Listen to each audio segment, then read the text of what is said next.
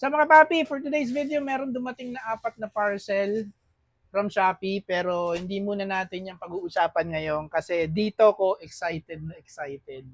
So, full disclosure, meron akong isang 4 na taon, 3 or 4 years old na o 4 to 5 years old na Infinix Zero. So, for the longest time, ito lang yung phone ko. Hindi kasi ako mahilig sa phone talaga.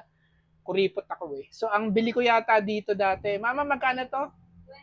23,000. Okay pa naman siya. Kaya lang, ang problema niya ngayon, ang bilis niya nang malobat.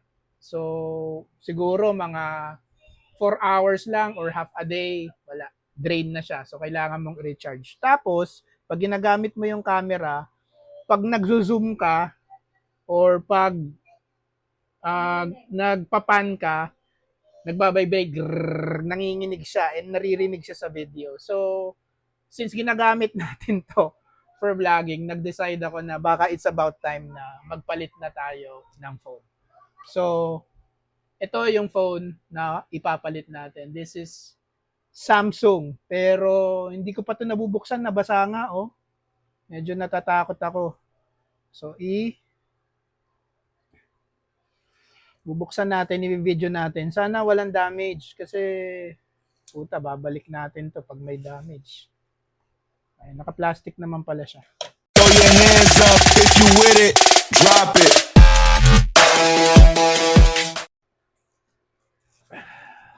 So, yan.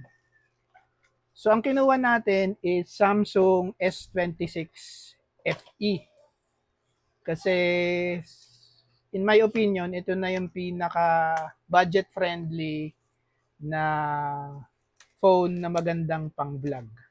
'Di ba? So, buksan muna natin siya. I-share ko sa inyo kung ano yung itsura. And then, i-share ko rin sa inyo kung bakit ito yung naging decision ko na kunin as my vlogging phone. So, kinuha ko siya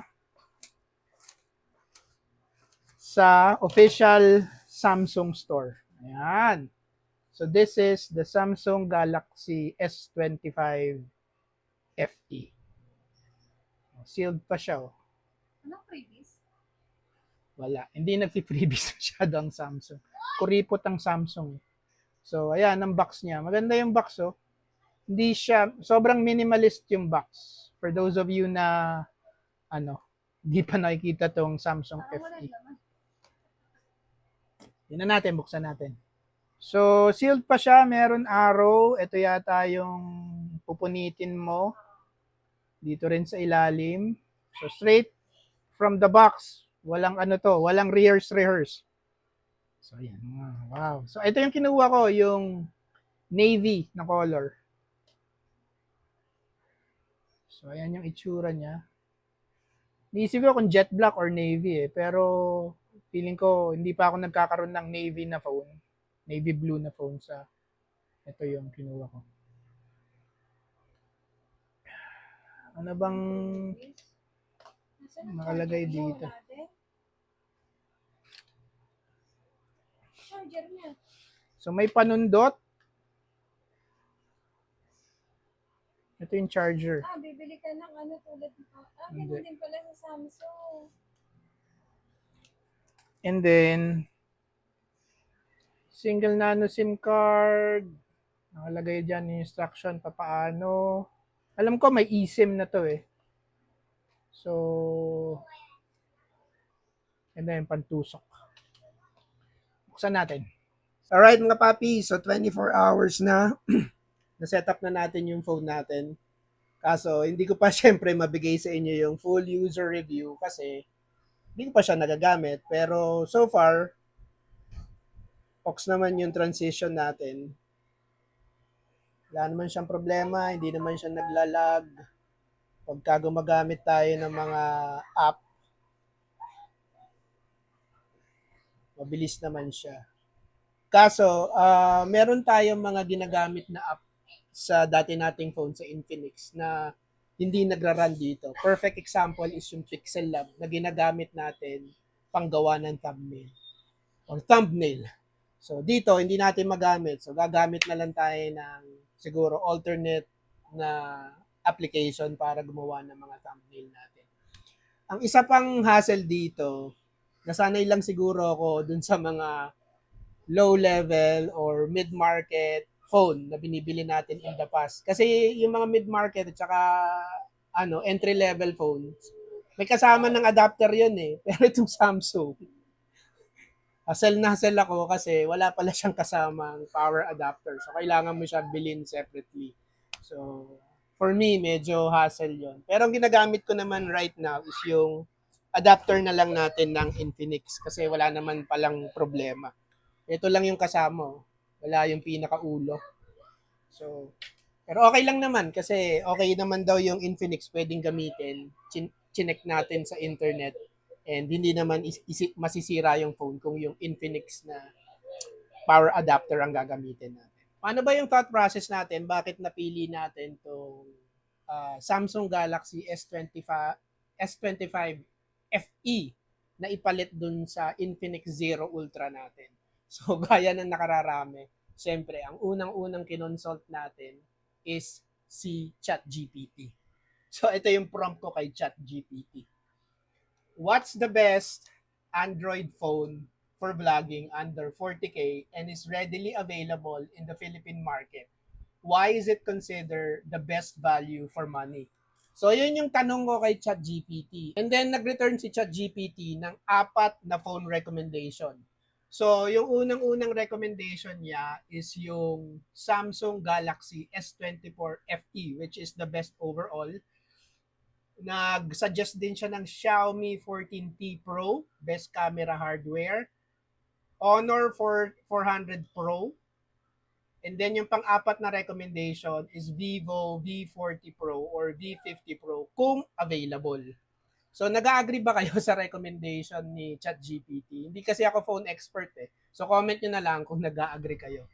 Pero balikan natin, bakit daw si Samsung S24 FE? Ang sabi niya, white wins, excellent video stabilization, one of the best on Android, consistent colors across all camera, 4K 60 FPS on both rear and selfie cameras, excellent autofocus when you're walking and talking, superb microphone with effective wind noise reduction. Samsung's camera assistant and pro video mode are useful for creators. Long software support, 7 years daw.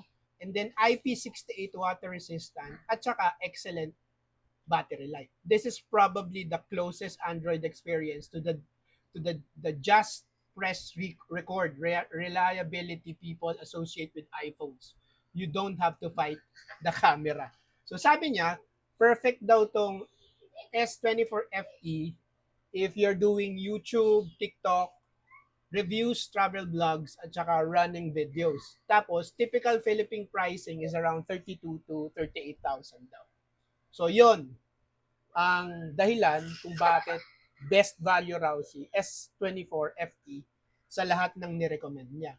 Sabi niya, si Xiaomi 14T, if your video involve food products or cinematic B-roll, si Xiaomi 14T daw is a beast sa category na to. Bakit? Kasi Leica Color Science, flagship Dimensity chipset, gorgeous HDVR video, fast photo focus, excellent low light performance, very fast charging, 120 watts.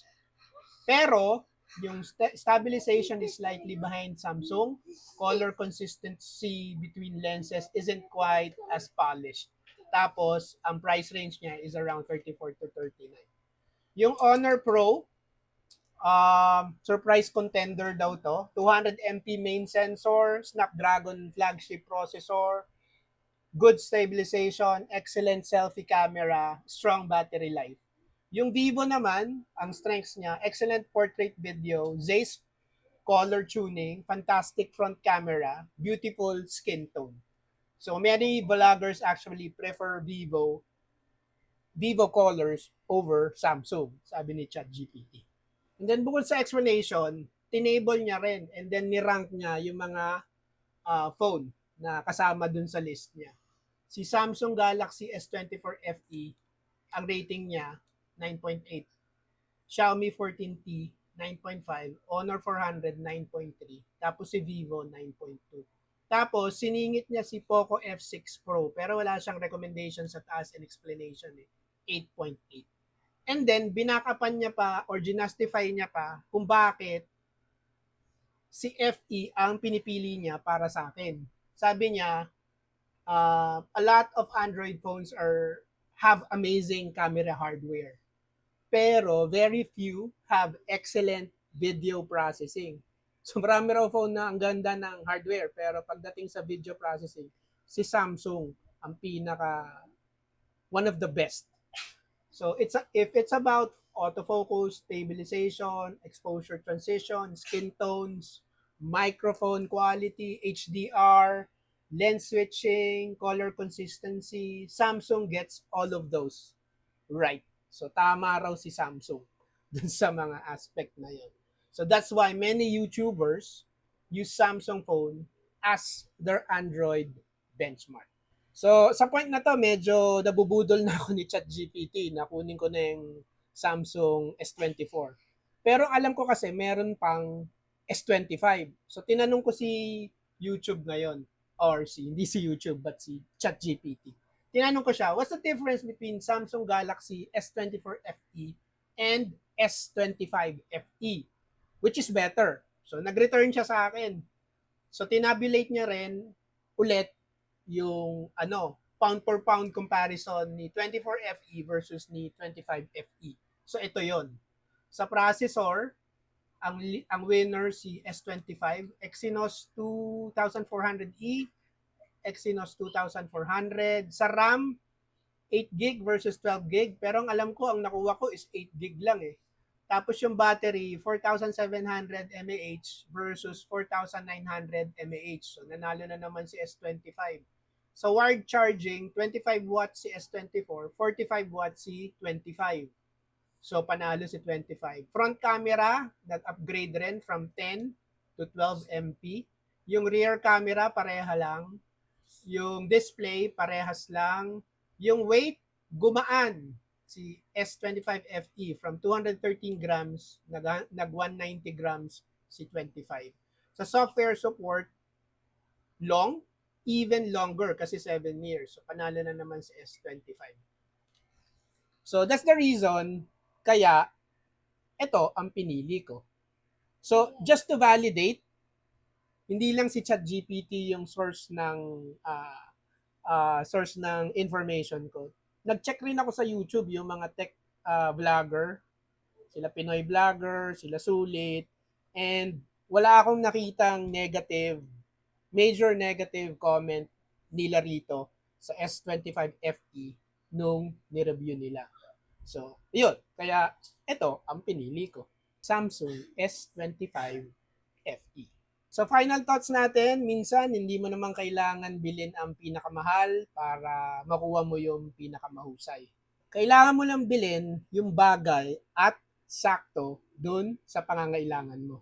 At tandaan mo, hindi naman maganda ang vlog kasi napakaganda ng camera mo. Maganda ang vlog kasi meron kang kwento na gusto mong i-share sa mga manonood mo. Kung may maganda kang kwento, maski anong camera ang hawak mo, may manonood sa'yo. Pero kung ang kwento mo medyo sablay, kahit 100,000 yung phone mo, konti lang ang views mo. Ako, kuripot pa rin. Pero ngayon, mas malinaw na ang videos ko. At sa tingin ko naman, sulit na sulit ang bawat pisong ginastos ko sa phone na to. At kung nakatulong tong video na to, pa-like and subscribe and pa-share na lang yung comments nyo down below. Pero bago ka mag-subscribe at mag-comment, meron akong question.